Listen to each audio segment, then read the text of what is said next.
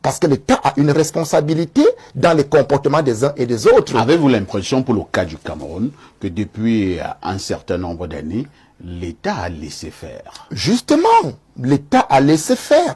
Nous avons eu le cas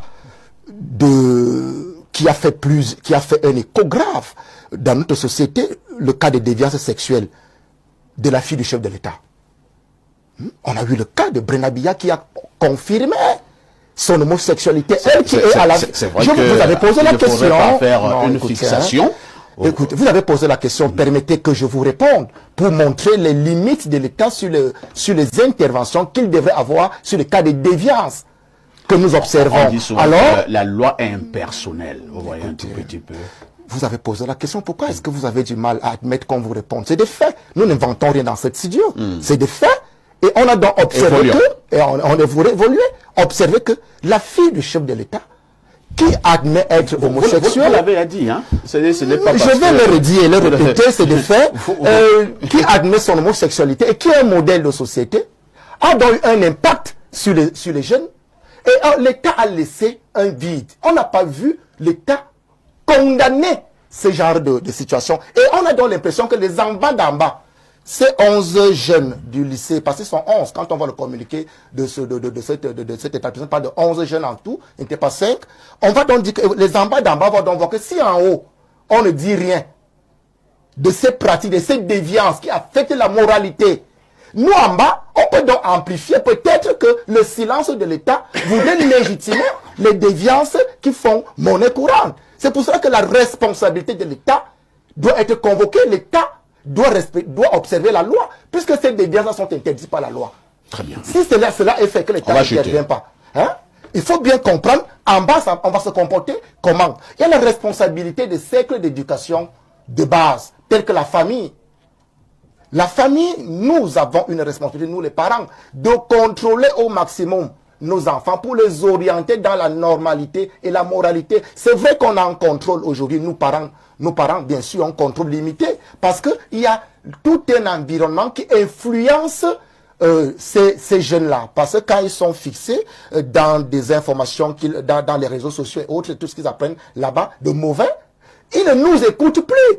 Mais on doit forcer, sachant que l'autorité parentale a une ascendance sur l'enfant. Il faut que le cercle familial s'y prenne. Il y a les chefferies traditionnelles qui sont gages de nos us et coutumes, qui doivent relayer cela. C'est-à-dire qu'il faut organiser dans les chefferies les causeries éducatives pour que nos jeunes comprennent que quand on leur dit que les partous qui font le lit de l'homosexualité, parce que quand une fille va avec plusieurs hommes, ces hommes-là ont la tendance à devenir des homosexuels. Et quand un homme va avec plusieurs filles, ces filles-là ont une tendance à devenir des lesbiennes. C'est ça la conséquence. C'est-à-dire, pour que les cercles d'éducation traditionnels, les chefferies traditionnelles, leur disent que ces pratiques-là, nous ne les aimons pas. Ce n'est pas dans notre culture. Nous n'allons pas tout importer. On doit donc comprendre, pour terminer, que le MRC condamne fermement l'homosexualité, c'est ça? Là, alors, c'est terrible. Nous condamnons fermement. Ah bon? Non, fermement. J'aurais bien voulu que vous posiez cette question à tout un chacun dans son bord politique ici. Nous, on n'a pas de bord politique. Bon, vous peut-être, mais je crois qu'il y a au moins 3 personnes qui ont un bord politique. Réponds seulement pour ton Non, je réponds. Le tu laisses. MRC condamne les déviances sexuelles et plus particulièrement l'homosexualité au plus haut niveau. Apparemment, le professeur Ouarangui n'est pas d'accord, hein? C'est cela, si vous voulez. Merci. Je dis que... Vous n'avez pas encore chuté, Willy? Bien sûr, je n'ai pas encore chuté. Alors, vous avez décalé la question.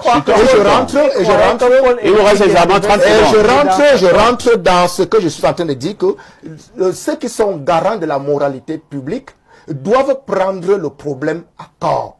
J'ai convoqué la famille, j'ai convoqué l'État au plus haut sommet, et je convoque le milieu traditionnel, les chefs traditionnels, et les milieux religieux.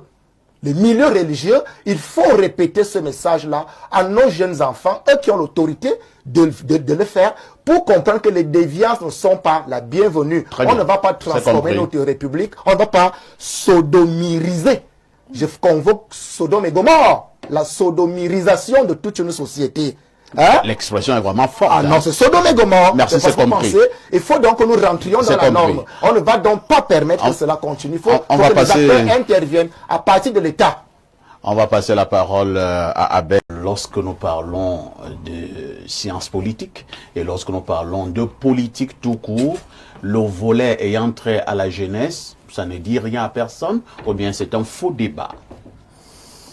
C'est selon, ça dépend de la manière de prendre en considération la question de la jeunesse. La jeunesse est un état de la vie. C'est un état de la vie qui, dans la démographie des sociétés, est toujours reflété. Maintenant, dans l'équilibre démographique, suivant l'évolution globale des sociétés, il y a plus ou moins de jeunes. Nous, au Cameroun, comme dans la plupart des sociétés africaines, nous nous trouvons dans une structure démographique où il y a beaucoup de jeunes. Pour autant, cela ne devrait pas nous amener à rentrer dans une logique d'opposition des couches jeunes aux couches matures et aux couches âgées. Ce n'est pas un combat des jeunes contre les vieux. Parce que ce n'est pas un combat des jeunes contre les vieux. Parce que les sociétés africaines ont un capital culturel. Elles ont des habitudes, elles ont des traditions. Et ces traditions ne sont pas des traditions d'opposition entre les cohortes générationnelles, entre les groupes d'âge. Il faut savoir que l'Afrique ancienne était d'ailleurs très souvent organisée en classes d'âge, où on évoluait dans la société en fonction de son âge et en rapport aussi avec ses congénères. Dans le contexte actuel, le monde ayant changé, nous devons quand même tenir compte de cela. Toute perspective de gouvernement des sociétés africaines qui est fondée sur le conflit des âges et le conflit des générations mène à une impasse. La sagesse commande que les gens âgés et expérimentés aient les responsabilités, mais elle commande aussi, s'ils sont véritablement expérimentés et sages, qu'ils préparent la relève et qu'on le voit de manière concrète, cette préparation de la relève, et que cette relève soit choisie avec beaucoup de soin, beaucoup de qualité pour que la société alors, s'effondre. Pour le cas du Cameroun, vraiment, avez-vous l'impression que cette relève a été préparée ou alors est préparée? La relève est préparée au niveau structurel. Là où il semble avoir un problème, c'est au niveau symbolique dans les plus hautes positions de l'État. Ça veut dire que si vous prenez un certain nombre de positions de l'État qui incarnent dans les sommets de l'État, oui, on voit des gens qui ont un certain âge. Mais ça, c'est même plutôt normal en réalité. Qu'est-ce qui est normal? Ce qui est normal dans les évolutions africaines, c'est que ce soit des gens d'un certain âge qui occupent les responsabilités capitales. C'est ça qui est normal. C'est-à-dire les gens de plus de 80 ans. Pas nécessairement 80 ans, ils peuvent avoir 60 ans, ils peuvent avoir 65 ans. Mais pour le cas du Cameroun, c'est plus de 80 ans. Oui, on a un chef d'État qui a un certain âge, on a un président de l'Assemblée nationale, un président de l'État qui ont un certain âge. Oui. Et c'est ce qui fait croire, mais ce n'est pas vrai, qu'il n'y a pas de relève et qu'il n'y a pas de préparation. Il y a une préparation qui... L'organisation des circuits politiques a fait que, comme ils sont restés longtemps, ça a fait que, de plus en plus, les sommets de l'État ont vieilli, si vous permettez l'expression. Mais il y a un renouvellement, et c'est ce sur quoi nous devons mettre l'attention. C'est un problème structurel. Ça n'a rien à voir avec un leader précis ou avec une équipe gouvernante précise. C'est un problème qui concerne vraiment la manière dont nous devons orienter notre société. Il faut toujours renouveler ceux qui ont la charge de conduire la société en injectant des jeunes, mais pas en injectant des jeunes de manière arbitraire, en injectant des jeunes sur la base de capacités, de compétences constatées, observées. Ce n'est pas simplement parce que vous êtes jeune, voilà, on va vous amener à niveau de la société. Le fait d'être jeune n'est pas en soi une vertu. C'est pas parce qu'on est jeune qu'on sera un meilleur dirigeant. Le fait d'être vieux non plus n'assure d'ailleurs pas qu'on soit meilleur dirigeant. Il faut des capacités et des qualités qui étaient concrètement constatées dans l'évolution de ceux qui prétendent au leadership ou qui ont déjà exercé un certain niveau de leadership. Vous avez posé une question qui renvoie justement à la mesure de l'opinion. Oui. Le problème, c'est que nous sommes dans des circonstances historiques où les sciences fondamentales et appliquées de l'opinion dans notre pays demeurent très faibles. Autrement dit, nous n'avons pas une véritable industrie de la mesure de l'opinion en utilisant les sondages, les questionnaires, et les bases de données sont extrêmement contingentes, pour dire le moins. Donc, pour arriver à une fiabilité des résultats, c'est difficile. Par ailleurs, nous n'avons même pas une orientation culturelle qui nous porte vraiment à donner de la valeur à une telle mesure. C'est pourquoi, comme disait Madame Mimche Bongono, ici en réalité, les jugements deviennent purement subjectifs pour savoir si les jeunes sont ou pas d'accord avec les leaders politiques qui se proposent d'être présidents au Cameroun. Bon, au-delà de la subjectivité, hein, est-ce qu'il n'y a pas aussi un problème, peut-être j'exagère, un problème de logique? C'est-à-dire que si un monsieur a 25 ans, il est plus facile qu'il s'entende avec un autre qui a 30 ou 35 ans par rapport à celui qui a 90 ans. Non, ce n'est pas automatique. Ce n'est pas automatique. En réalité, ce sont les affinités de pensée et d'humeur qui permettent un monsieur de 25 ans peut avoir des affinités de penser avec un monsieur de 80 ans. Bien sûr, bien sûr. C'est une question morale, c'est pas une question naturelle. Les sensibilités politiques, ce n'est pas une question d'âge, c'est une question de goût, c'est une question de jugement, c'est une question de penchant, c'est une question d'orientation. On peut parfaitement avoir des opinions politiques similaires alors qu'on n'a pas le même âge. Et c'est sur ça justement qu'il faut plutôt mettre l'attention. Maintenant, si je pouvais dire le vrai problème, c'est plutôt de savoir comment les différentes couches, par rapport au processus politique, est-ce qu'elles s'intéressent, ces couches-là, au jeu politique? Est-ce qu'elles se forment? Est-ce qu'elles construisent une culture d'intérêt et de rapport à la politique? Est-ce qu'elles s'engagent d'une manière ou d'une autre? Parce qu'on peut s'engager de différentes manières. On peut s'engager en militant, on peut s'engager quand on est déjà dans les appareils politiques en essayant d'être cadre, on peut s'engager en étant dans des structures citoyennes, on peut s'engager même par la participation donc aux différents processus en tant qu'électeur. Merci au professeur Owen Nguini pour ce regard du politologue. Pierre Blériot-Onyemec, nous ne faisons que le dire. La fête de la jeunesse au Cameroun, la 59e édition, c'est dans 2 jours. Ce matin, nous parlons de cette jeunesse-là ayant trait à la politique.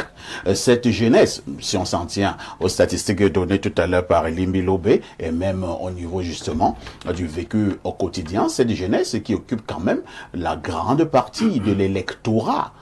Avez-vous l'impression que les jeunes eux-mêmes soient conscients de cette force-là quand nous parlons d'une élection présidentielle? Parfait. Ici, votre question, vous la formulez de bonne foi. Mais excusez-moi, elle a un vice de paralogisme. Nous faisons comme si... Il faut baisser le niveau. Moi, je ne comprends rien. Nous faisons comme si tous les jeunes se ressemblaient, d'un côté, et de l'autre côté, tous les vieux se ressemblaient. Tout à fait. À partir de là, nous biaisons l'analyse. Dans le groupe des vieux, il y a une catégorie de vieux qui s'organise pour martyriser une catégorie de jeunes. Quand cela arrive au pouvoir, ils organisent, quel que soit le pouvoir, ils organisent le pouvoir de telle sorte qu'ils l'éloignent suffisamment des aspirations des jeunes. Ils ne prévoient pas des mécanismes de remplacement. Ils travaillent dans ce sens-là. Et vous pouvez le voir. Un cas d'école, c'est le cas du Cameroun. C'est-à-dire que des gens sont arrivés et ont anticipé pour se créer une jeunesse sans étoffe. Et vous allez jusque dans leur domicile. Les anciens ministres de Paul Biya et autres, très peu ont des enfants valables. C'est-à-dire des enfants capables de les remplacer eux-mêmes. Pas même de venir gérer l'État. Donc ils ont fait ça parce qu'ils se sont donné à eux-mêmes une forme d'éternité. Ils ont des enfants qui ne valent pas souvent grand-chose. Et ainsi tu verras, je connais un ministre de Paul Biya qui a arraché l'épouse de son enfant pour montrer à son enfant que tu es jeune. Ah bon? Oui, je suis vieux, mais je suis encore plus valable que toi. Et ainsi, il leur arrache les positions de pouvoir. Il s'éternise au pouvoir. Vous verrez donc, je ne vais pas citer quelques présidents d'Assemblée nationale et autres. Si vous leur demandez qui sont vos enfants, qu'est-ce qu'ils sont capables de faire? Est-ce qu'à ce poste-là, ils peuvent même vous remplacer vous-même? C'est-à-dire que tu lui permets même de mettre son enfant, tu verras que son enfant ne peut pas le remplacer. Ils ont donc étendu ça sur la jeunesse en général. De l'autre côté, vous avez deux jeunesses. Vous avez une jeunesse qui est tombée dans la facilité. Parfait, vous et moi avons été en fac. Vous savez, il y avait des parents qui racontaient à leurs enfants, quand vous allez là-bas en fac, ne vous mêlez pas de politique. Oui. C'était même une instruction. C'est-à-dire que des parents ont contribué à dépolitiser leurs enfants. Ouais. Ils avaient été traumatisés par Amadou Ahidjo. Il leur disait même qu'on écoute même sur les portes de vos oreilles. Donc, si quelqu'un vous dit quelque chose concernant la politique, fuyez-le. Et ils vérifiaient que leurs enfants observaient ces instructions. Vous pensez qu'à quel moment un tel jeune, qui est en fait une loque humaine, peut donc se réveiller et commencer à avoir des aspirations politiques et autres? Non, il attend de terminer son parcours, que papa lui trouve une place quelque part, il continue sa vie calmement. Il y avait donc des jeunes perdus comme nous, des quartiers difficiles, sans parents. Nous, on n'avait personne pour nous donner des instructions, ne va pas dans tel mouvement, ne fais pas ceci. Nous faisions donc ce que nous voulions. Mais nous avions pour principaux adversaires une troisième jeunesse. Des gars qui avaient anticipé sur l'orientation de l'État et qui étaient foncièrement corrompus. Qui à cette époque-là déjà allaient nous trahir. C'est-à-dire, ils avaient fait ami-ami avec les dirigeants. Ils étaient comme des indiques. C'est ce qu'ils étaient. L'État du Cameroun donc a récupéré certains d'entre eux, les a placés dans des positions particulières. Monsieur Willy Mengo, qui est très intéressant, a fait une gymnastique ici. Moi, j'aurais tellement voulu que le MRC, et là je vous le dis encore, ne devienne pas une sorte de religion dans laquelle tous les dimanches on explique un dogme. En 2018, quand tu étais candidat, tout à fait, on dit qu'il a gagné. Il avait 64 ans. Pourquoi il s'est permis d'être candidat alors qu'il n'était pas dans la tranche d'âge du MRC? C'est-à-dire 65-75. C'est-à-dire qu'il n'avait pas encore atteint l'âge. Je ne sais pas. J'ai un problème avec le raisonnement. Les dogmes créent dans ce genre. Il était encore